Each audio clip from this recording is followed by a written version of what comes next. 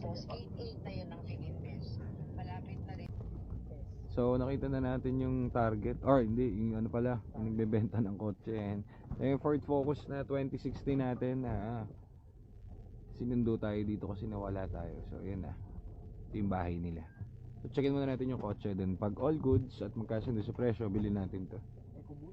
Problem lang is si Manong, yun nga, ayan, yung seller is nakabaliktad yung cup. So 60 years old na nakabaliktad yung cup, so baka mahirapan tayong bilhin.